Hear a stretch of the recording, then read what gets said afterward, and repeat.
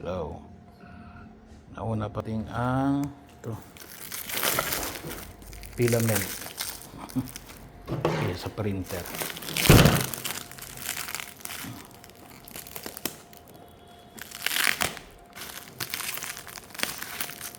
Kala ko, ay nako, tagal pa bago dumating yung isang printer. Ito ay tatlo.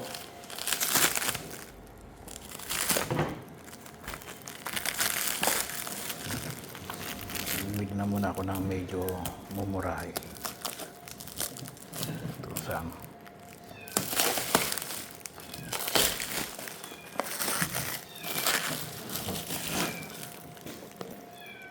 Yun, may naka pa. Yan, dalawang puti, isang gold,